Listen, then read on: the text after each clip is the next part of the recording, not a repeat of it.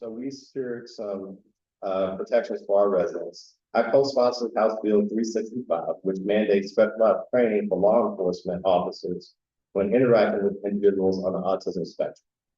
This is a major safety. This is a major safety element to prevent misunderstandings that may occur with residents during police encounters who may be on the autism spectrum. We also passed legislation which would allow high school students to volunteer at polling locations. And this allows us to, get our youth directly engaged in the civic process. When it comes to innovation, I was able to help, focus on making sure that Florida grows safely and responsibly, because I was able to co-sponsor House Bill 243, which brings some statewide legislation to e-bikes. I've consistently heard and seen the impacts of e-bikes, both from a positive standpoint, allowing people, more mobility, but also making sure that our kids, young adults, are able to operate them safely on our roads. And so we were able to do some work that would cap e-bike speeds at 10 miles per hour on sidewalks when pedestrians are nearby. It will require operators to yield to pedestrians on shared pathways. It would make violations traffic infraction. And it would also create a non-member electric bicycle safety task force that would deliver recommendations to the governor and the legislature by October 2026. Because we know while we were able to pass this legislation, there's still some things that need to be tweaked in order to make sure it operates effectively.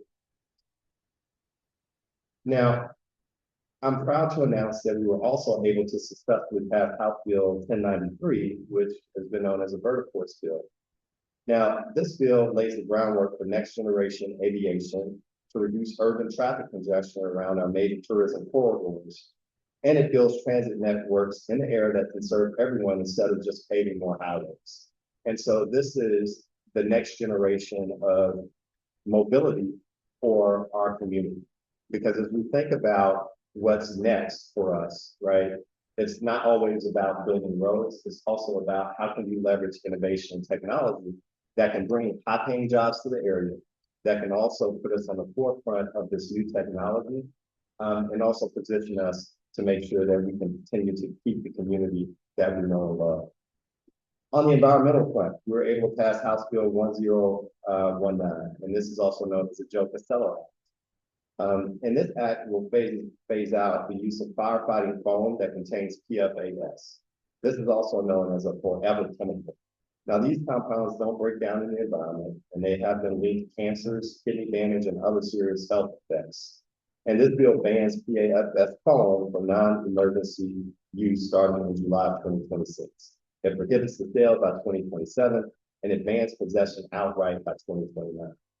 Now, this is important for us, especially in Central Florida, when we think about reclaimed water, which is widely used for irrigation, when we think about our lakes that we have here that are so beautiful in Windermere. And so this is about protecting our water. It's about protecting our land and the health of our families. Now, on affordability, I was also able to co-sponsor House Bill 915, which codifies the Working People with Disabilities program into permanent Florida law.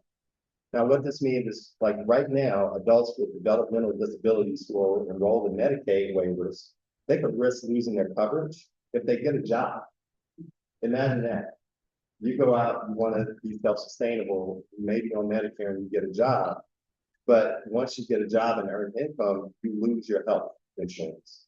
And so HB 915 raises the income and asset limits so that these individuals can work to help themselves and their families, save for retirement, and still maintain their Medicaid eligibility. We also co-sponsored House Bill 1481 to expand housing options for veterans. Being the son of a veteran and the father of a veteran, this is very important for me. And House Bill 1327, which protects veteran benefit payments for minor clients. Both of these we were able to get across the finish line. And finally, I want to talk about the budget. And we know it took a special session to pass, but we were able to secure some grants for our district. For Windermere specifically, we were able to secure $784,000 for the Windermere roundabout upgrade, 6th Avenue and Main. This is going to improve traffic flow and safety at one of our key intersections, which should ease some congestion for our local drivers and help with pedestrian safety. We also secured $500,000 for the Chase Road and Main Street intersection improvement project, which would help enhance safety flow and safety along Main Street for smoother, safer travel through the heart of Windermere. These are your tax dollars in Tallahassee. You're able to bring them back.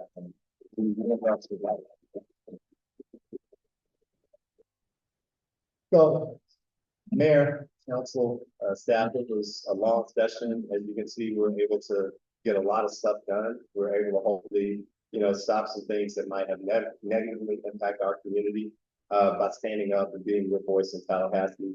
It's been an honor of my lifetime to do this work. I just want to thank you for your time, for your partnership, and for this opportunity. So may God continue to bless Windermere, the great state of Florida, and these United States. And I look forward to continuing to partner with you. Thank you. Thank you.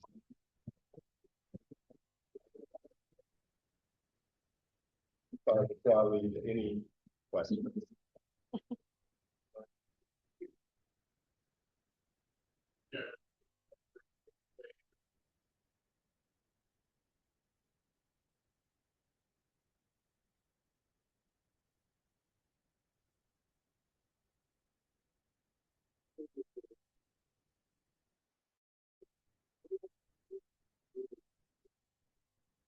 Thank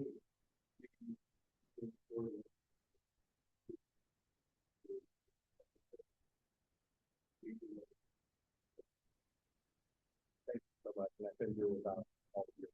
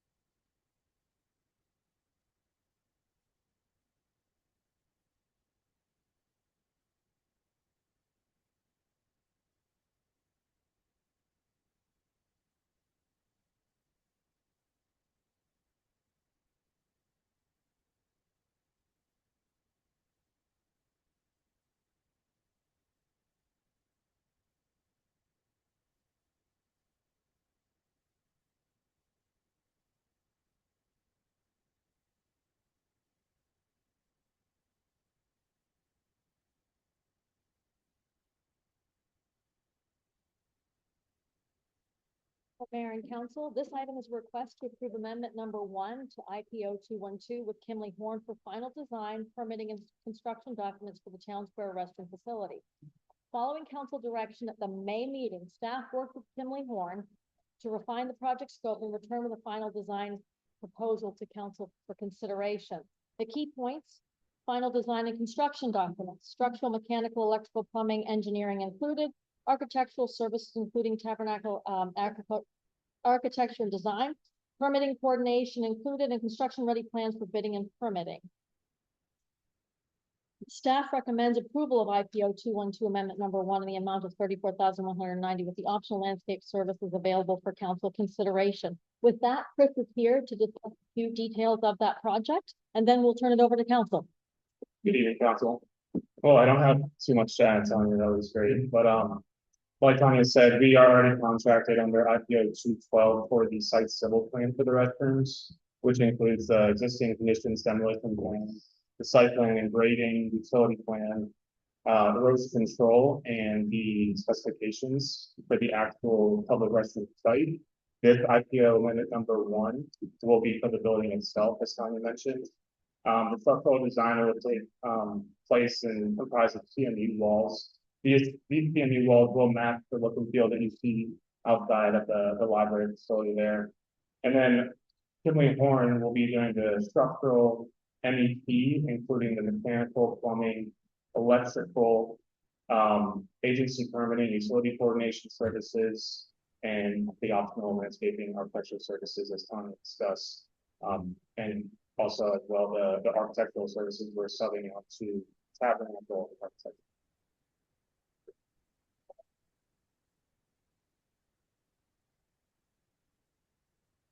Yeah,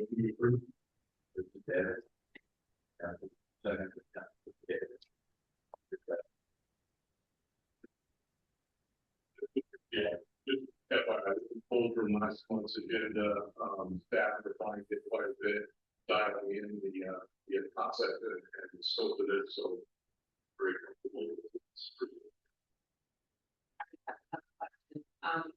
So does it come back to us when it's the 45 and final, or was it just, asked one about earlier today, to make sure we're putting them for one? As far as the design base change go? Yeah, So- we'll see the scan of that. Yes. At 45 and final. So I went back and looked, Councilman Haynes, and because this was a restroom, you all didn't feel it needed to come 30-90, 30-60-90. You said 45 and then final. Okay, and then you said that the outside would match, like at least, I think it's not going to be, because it says in there CMU, which, you know, it's concrete block. Right, right. Make sure it's gonna complement the Yeah, architecture yes. up here. Yes, the architecture and the exterior look and feel will be similar to it. Okay, and then the last thing was, and this is something that we talked about in council before. Are we considering the possibility of going to keep our open to residents other than being lost most of the CU? Because if we are, that's something that would be much better designed at the beginning, because electrical would be needed to run that. Otherwise, you're gonna be trying to run for something. I think we should, can we do that as a side? On that? Just because I don't know.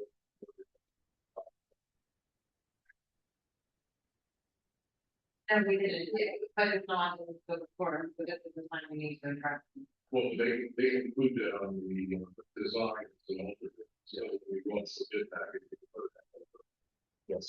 Yeah, we work with the town to see what kind of extra feature we want. And that's it. The implementation. But this doesn't work, that's. Yes. Okay.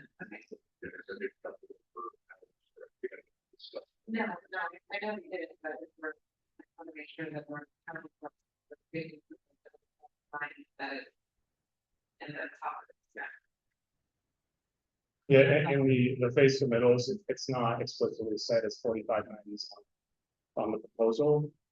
That's what a little bit differently depending on the, you know, the architecture's terms and structural terms, but two submittals will be.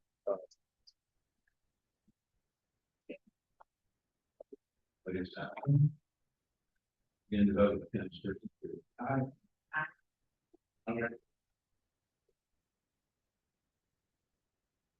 into IPO 221, getting on 6th Avenue, let down retaining wall and through. Yes, Mayor and Council, this item requests approval of IPO 221 with Kimley Horn for professional engineering services associated with the 6th Avenue and Lake Down retaining wall improvements project, which is funded through the Hazard Mitigation Grant Program. As a reminder, those programs, 75% of that project is paid for by the state and federal agencies, and the other 25% is the town's responsibility. Key points for this project. It advances the HMGP Shoreline Stabilization Project, and you have already approved the subrecipient grant between ourselves and the state for this item. Continues work previously initiated under Hurricane Ian. So this was noted as an issue after Hurricane Ian. Includes retaining wall design, shoreline stabilization, drainage improvements, environmental permitting, surveying, geotechnical services, utility coordination, and grant administration. Project cost is $199,230. Estimated design and permitting duration approximately 365 days. And what's important to note with HMGP projects is this phase one, which is always the design and coordination. And then we go to see if phase two will be funded. We have been successful in being funded on our phase two and HMGP grant projects already. So the phase two would be the construction phase. So this is just the design of that element. And Chris, any comments from you? Yeah, just to reiterate, this is from September 2022, Hurricane Ian, you all are familiar with the HMP grant. That grant was awarded in 2024, late 2024. Kimley Horn is now going to take over the design and construction plans for the project, including roadway improvements, curbing gutter, milling and surfacing, and some possible pavement reconstruction to a failing base. Drainage improvements, new structures along the curb line and a baffle box. It's going to be right there against the retaining wall. So with that structural design and plans, and then also continuing to record the FDM grant into phase two. Permitting required, and we are subbing out the geotechnical and survey services that are included. Definitely, yeah. So just to discuss this morning, there's question as to the scope of this program and what that's going to entail as far as what is practical after we get that survey. So, I intend to make a motion just become to exceed value of $100,000 pending the scope of developments further cost.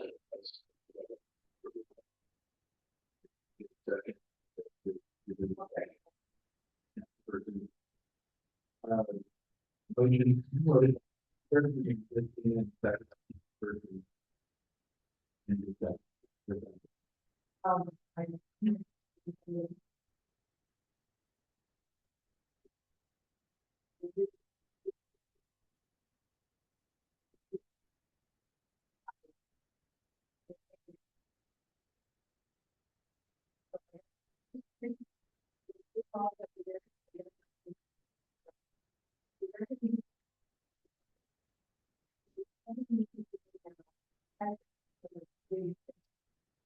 The intention of the quickcrete that we did was the solution for this period of time. That's actually a phase of what needed to happen already for this project anyways. It does well, but that is an area in which waves really hit hard. So more needs to be done. This was preliminary. The quickcrete that you see out there was paid for under FEMA. For the mitigation phases of that, and they paid for that in its whole, which we were happy for because we needed some measure there now until this project can get underway.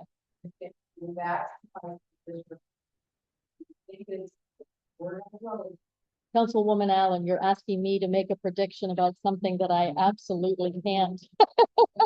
But we, no, that is We're better than we were. we're better than we were.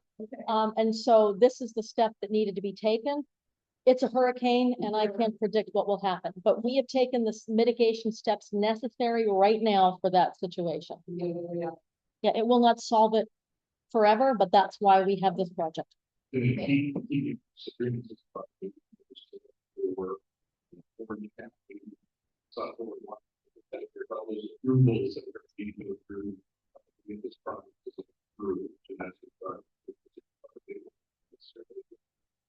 Yes, that and the phase two disaster end dates, which not exactly sure when that is, but as soon as possible, we can get the design underway and completed, then we can make that end date for the disaster. So, Council, any other questions? In the and so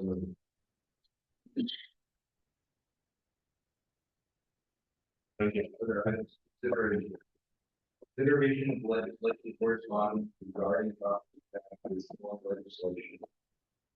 Councilor, Me first. Yeah.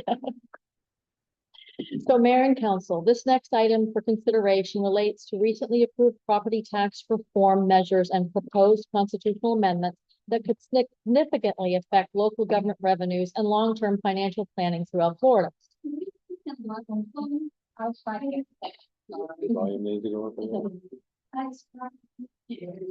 Sure. Is that better? Oh, okay. Sure.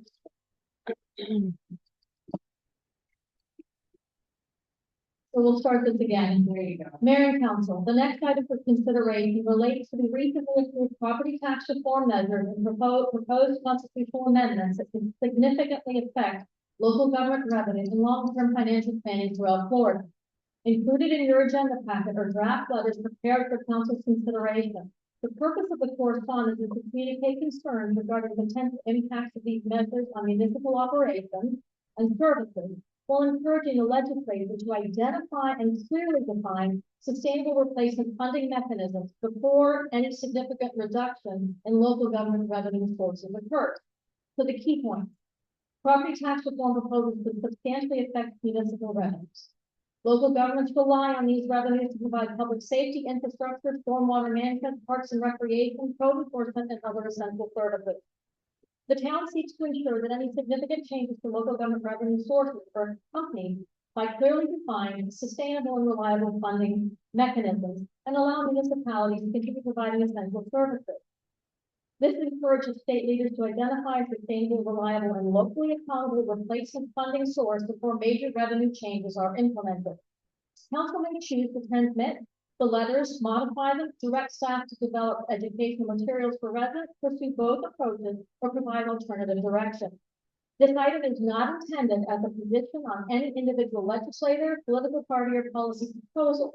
Rather, it is intended to foster discussion regarding potential impacts of property tax reform on local government operations and the importance of ensuring any reduction in local government revenues is accompanied by clearly defined, sustainable replacement funding mechanisms that protect essential community services.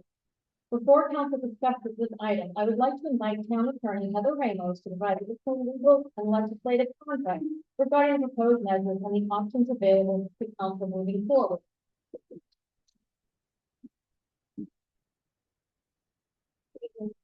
Mayor and council. All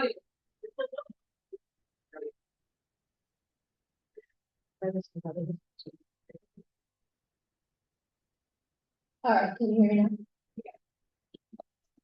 So I handed all of you a summary that's prepared by our lobbyists, Chris Carmody and Robert Stewart, on the Florida property tax reform. I was gonna hit some of the highlights with you.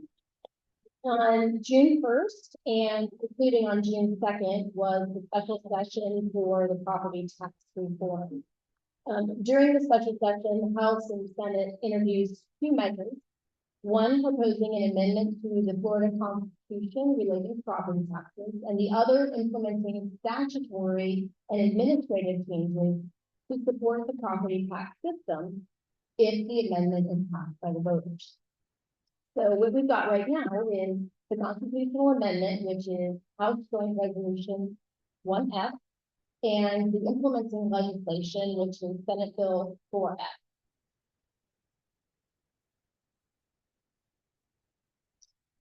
Constitutional amendments proposed and passed by the Florida legislature do not require the governor's signature. So that's going to proceed directly to the November 2026 ballot unless it's successfully challenged in court. The Senate Bill 4F, however, that's the statutory legislation, and that must be presented to the governor, approved with his signature, or if he doesn't take any action on it, it has to be approved, or he can veto it. Our folks, and I think everybody expects the governor to run it. Again, the proposed amendment to the Constitution must be approved by at least 60% of the voters voting on the amendment. So what's in the legislation? For the constitutional amendments, it does four main things. It significantly increases the homestead exemption for existing Florida residents. It limits future assessment growth on non-homestead property, including commercial property. It creates a residency waiting period for new Florida residents before they receive the enhanced homestead exemption. And it restricts how counties and municipalities may spend property tax revenue.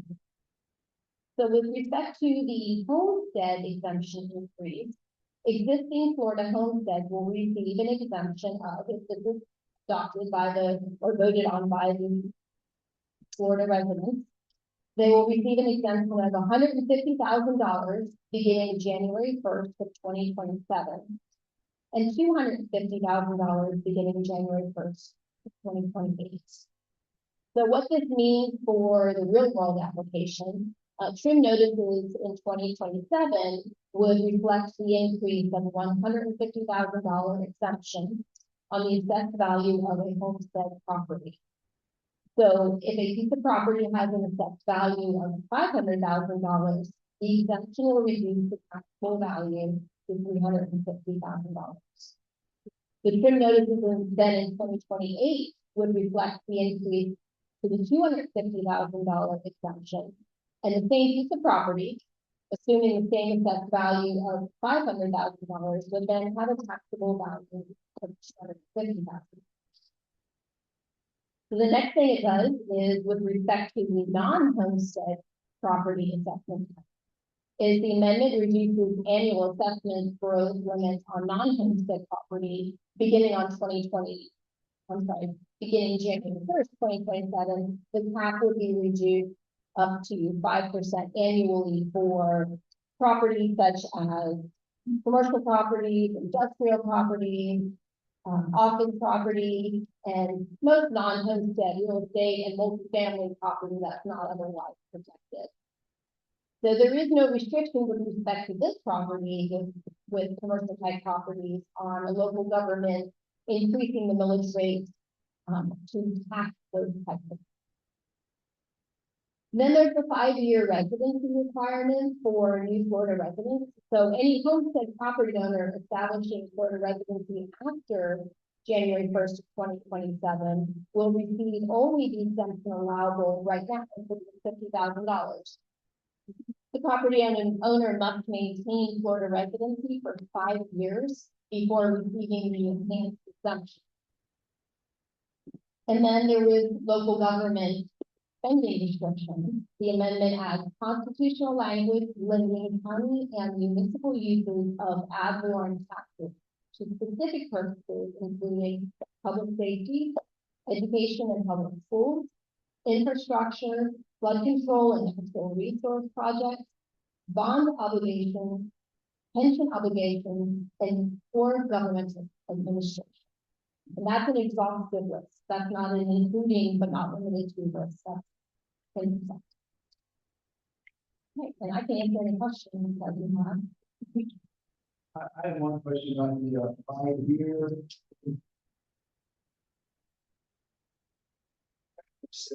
Question is that related to people, that's trying to prevent people from buying it. Just want to have a lot of people buying big properties. And you send it out to investment properties or Airbnb and stuff. Does that help prevent some of that? Anything? And why is it running 5 years? I don't know why there's a specific 5-year period. We talked to the Lake County property appraiser yesterday, and what he expects is going to happen is that folks that have second and third pieces of property that are renting them out right now, like condos and homes, which do not have necessary attention, he expects that there's going to be a large dumping of those properties out into the economy. So can I ask another question? In homestead, does that apply to people that buy a house for Airbnb purposes or investment purposes? No, the homestead exemption is only for the folks. Exactly. So anyway, my point is that I feel like that means something like help the neighborhoods should be taken over by large corporate buyouts. And what's happening in a lot of neighborhoods. So just want to clarify that.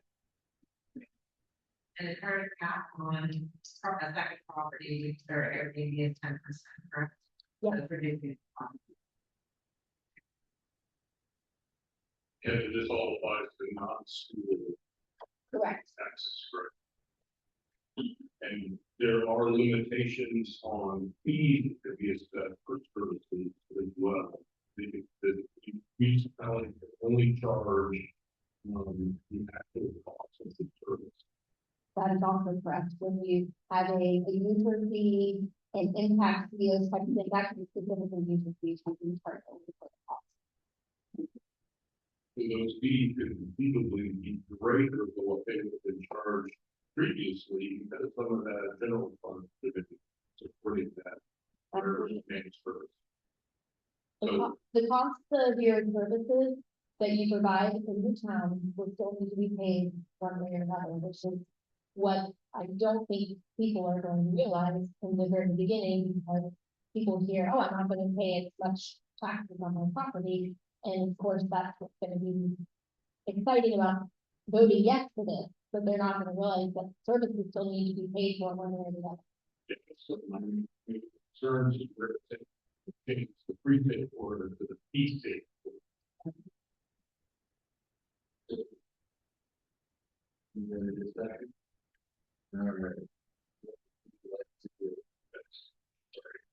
One question for either you, Mr. Mayor, or whatever, for the, specifically for these letters. That ship has sailed.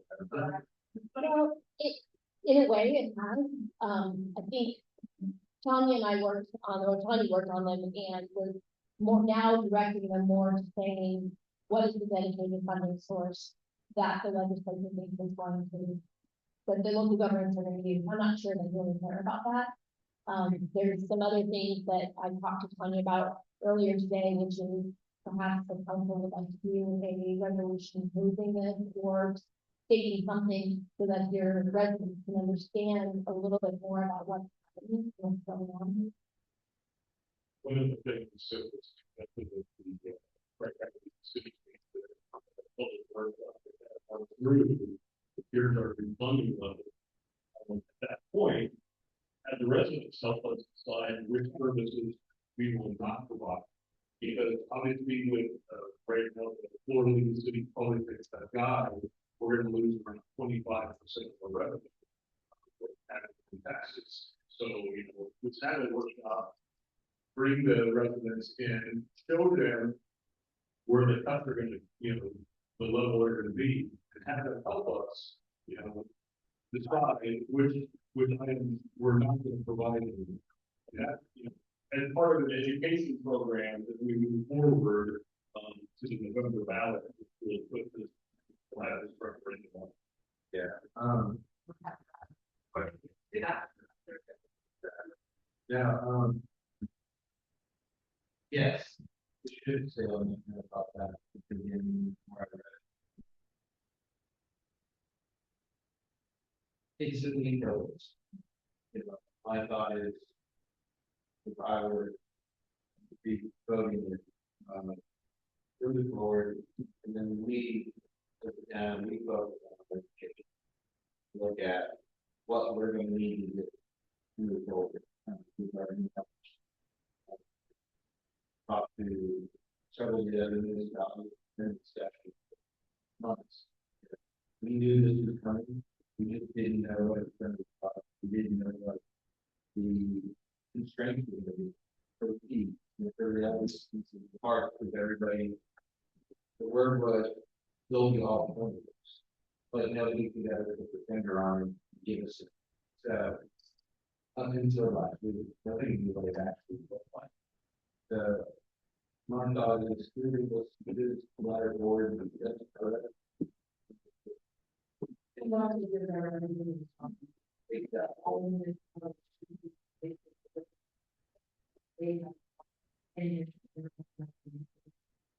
Absolutely. If the only thing I think is to have a better-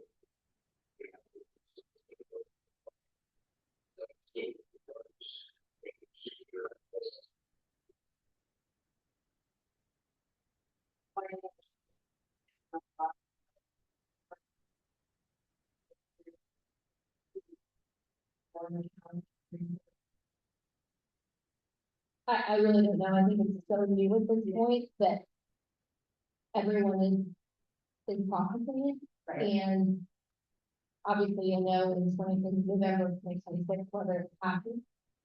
And then there won't be any effects then until November of 2027, November of 2026, when it will be about. So you don't think we're going to prior to. I think they're very much, absolutely, yeah, absolutely. And there could be big bond issuances that local governments have that would be effective with some of them.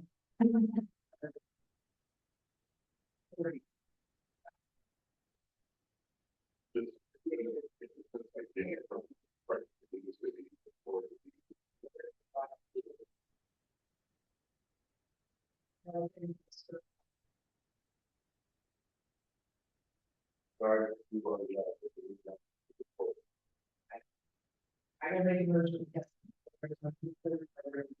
And we will to create education for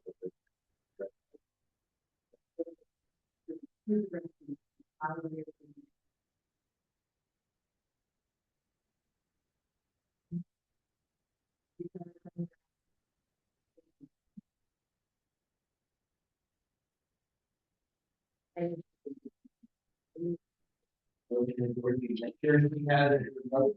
All right, good. And you do a big for the board. So, I was going to send the letter, and I also need to get the, and I'm saying letters that, in half, for the new one, they work, there's two new ones.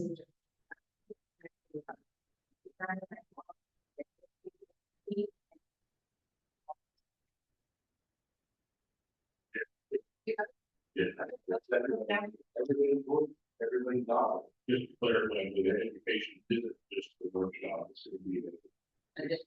You're doing all right. The part of the workshop is, programming. All.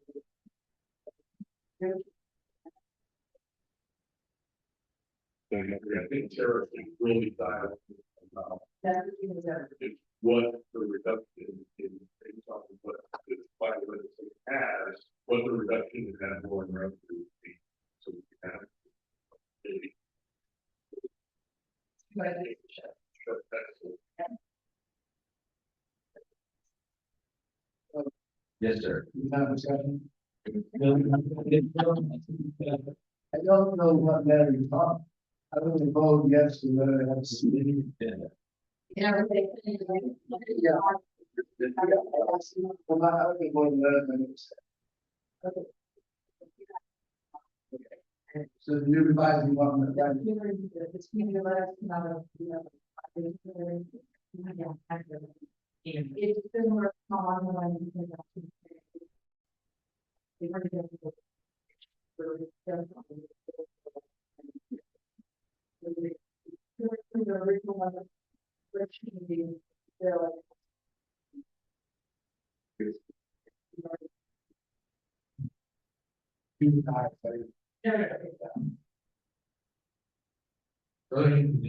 Not Thursday.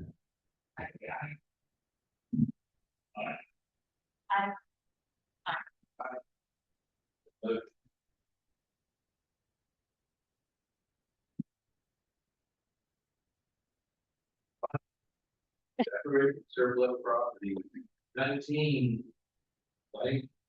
Agriculture stacking shares. So anybody else want to just go and take a chair with you?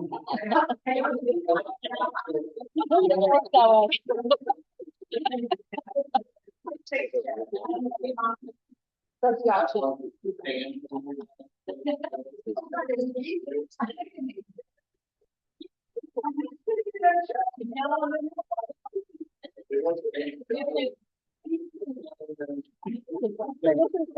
Yeah, this is just a really quick item. Local governments have two options when we want to dispose of things. We can give these items to other local governments, or we can surplus them and send them to auction.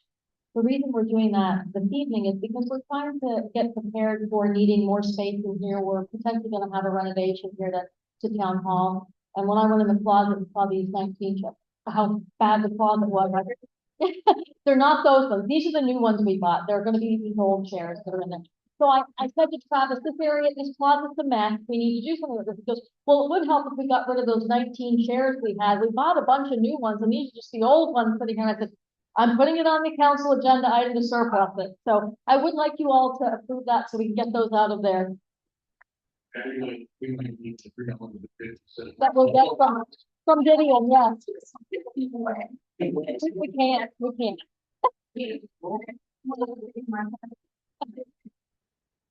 We have a.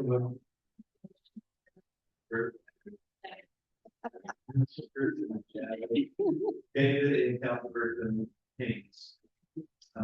Vote begin with Councilperson Scrooge.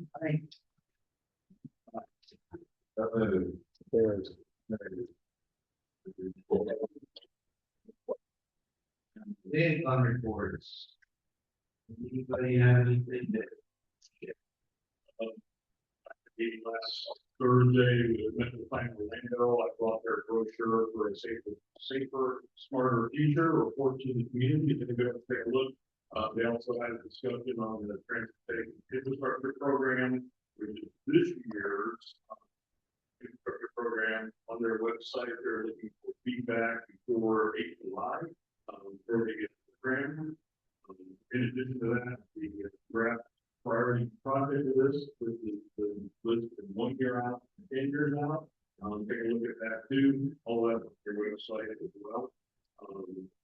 And today I had a meeting with the Franklin League of Cities, board of directors, a lot of discussion on the projects. And the gentleman had. Three boards, and they are. Their budget, they get their stuff in early.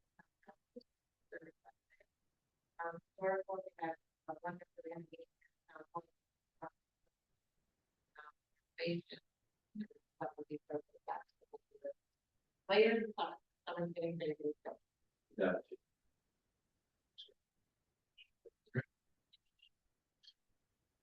You think that's what you- Right, you can't draw a grant.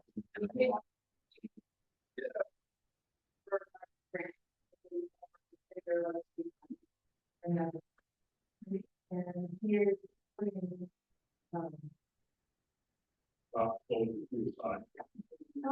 Yeah, that's right. You're ready to sort of making a reservation.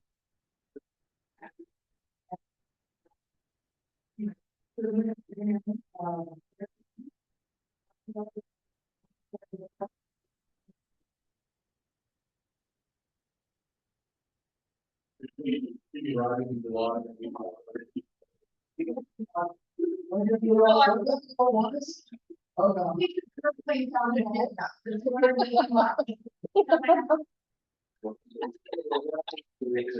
But hose them down. The only thing I really have is, A lot of support. I don't know how many people volunteer, but it's always a good time. It's true.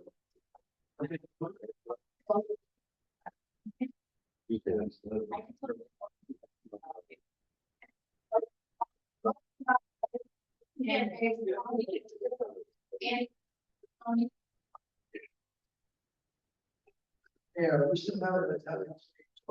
Yes, or then, for you, you're here, we have four, so we're gonna have, yeah.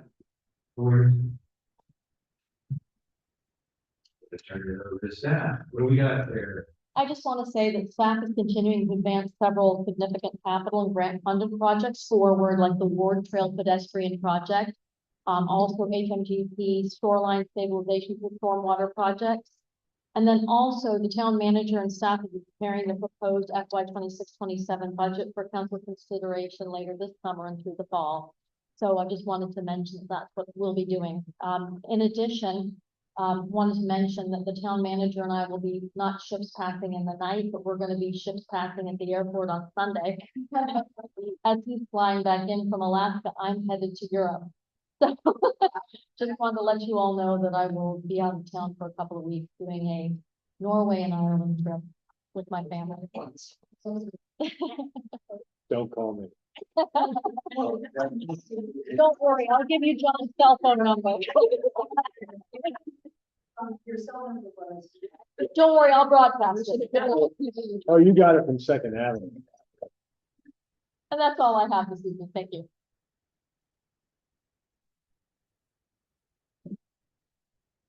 Do you have anything about work? I would just say, we have a big week next week. Crane's coming in on Monday. Big crane coming in on Monday. Bridge going up on Monday, hopefully in the afternoon. And then, we'll be swinging the bridge on the 17th. Yeah, so Yeah, Tuesday and Wednesday, 17th. So, big week for us next week in preparation, so. We'll start to see, with the anticipation that the pathway and the pond and off ramps over the bridge will be complete. And then what we call area 3, which is north of Lake Park Boulevard over to Park Avenue. The new multimodal path will be poured in anticipation of the August 3rd is what our third date is. Which is about a week before school fair, so we got a lot going on with things. Oh, the bridge, the actually gets removed the same day as the new bridge gets set. So. cool. Stay outside the safety zones while watching. Drink in hand. Stand over. I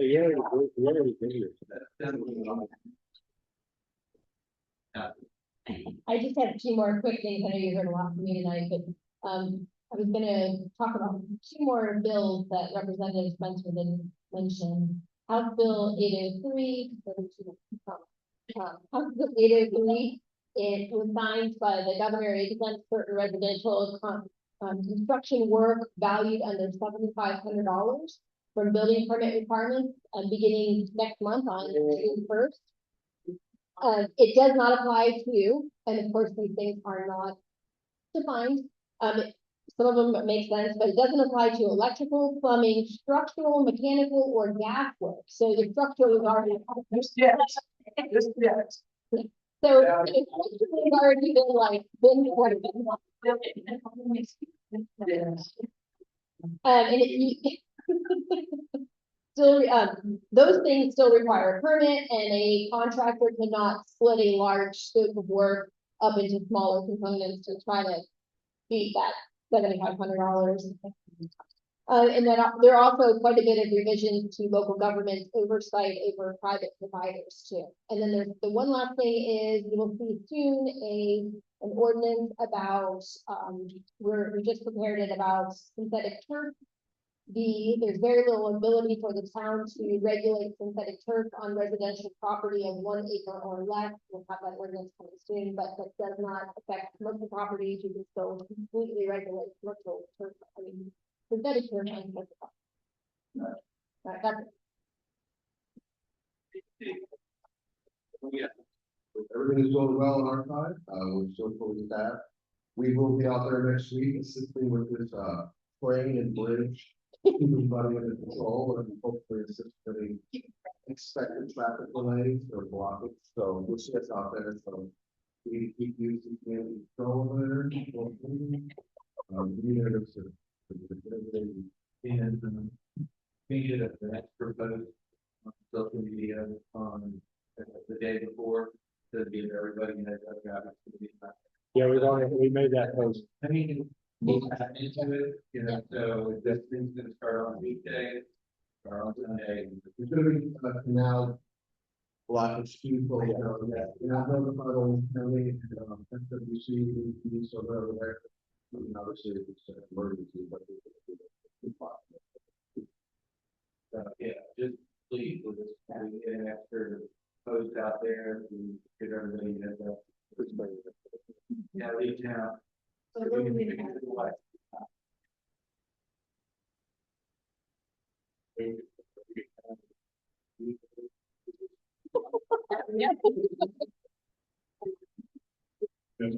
Stadium seating. I ordered glazes.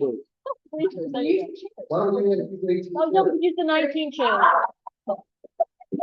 Probably taking off.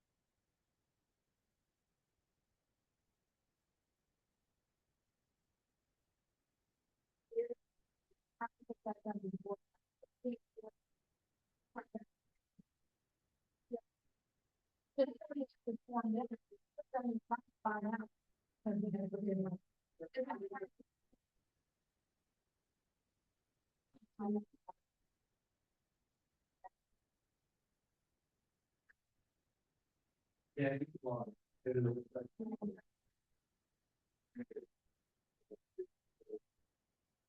Yeah.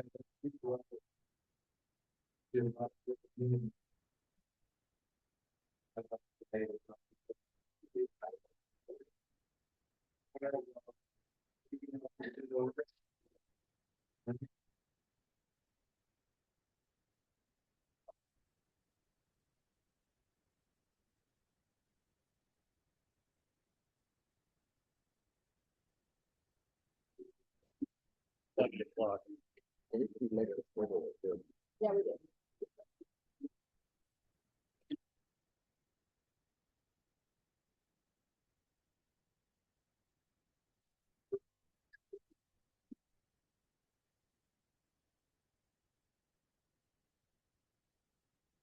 Have a great one. Thanks for coming in.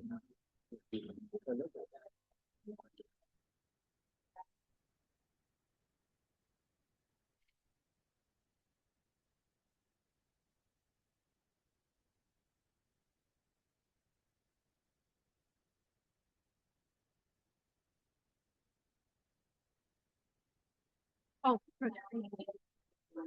That's okay. Have you heard any rumors about the house that's over across from Donna, that new one? On Forest and, yeah,